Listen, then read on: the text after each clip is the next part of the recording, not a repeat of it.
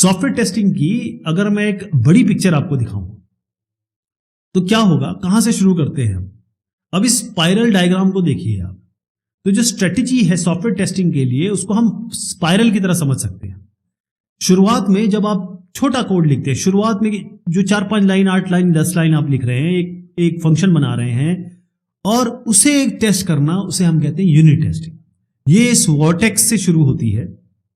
मतलब हर एक यूनिट, चाहे आप कंपोनेंट कह लीजिए, एक क्लास को चेक कर लिया या वेब ऐप का कोई कंटेंट ऑब्जेक्ट है उसको चेक कर लिया, उसको टेस्ट कर लिया। तो जब सोर्स कोड लिखते हैं तो इन सबको चेक करने के लिए हम यूनिट टेस्टिंग करते हैं। इसके बाद ये टेस्टिंग आउटवर्ड इस तरीके से यूं बाहर की तरफ बढ़ती है। अब यूनिट टेस्टिंग हो गई, उसके बाद क्या होगा, यूनिट टेस्टिंग हो चुकी है, अब होगा आपका इंटीग्रेशन टेस्टिंग।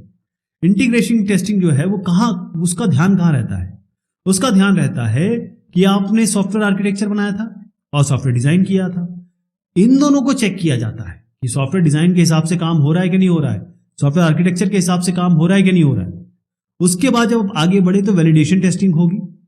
वैलिडेशन टेस्टिंग किसके हिसाब से होती है, कस्टमर के रिक्वायरमेंट के हिसाब से। तो यहां पर क्या आ जाता है, सॉफ्टवेयर रिक्वायरमेंट आ जाती है, तो सॉफ्टवेयर रिक्वायरमेंट के हिसाब से वैलिडेशन टेस्टिंग होती है ना।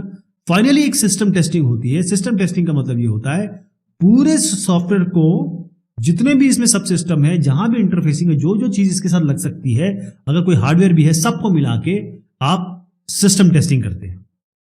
तो टेस्टिंग जो है वो एक तरीके से आप 4 स्टेप्स देख लीजिए, है ना, ये सीक्वेंशियली चल रहे हैं। शुरुआत में जो टेस्ट है वो छोटे लेवल पे शुरू होता है कि हर एक यूनिट ठीक से काम कर रही है कि नहीं कर रही है, हर एक फंक्शन ठीक से काम कर रहा है कि नहीं कर रहा है, हर एक क्लास ठीक से काम कर रही है कि नहीं कर रही है, हर एक ऑब्जेक्ट ठीक से काम कर रहा है कि नहीं कर रहा है।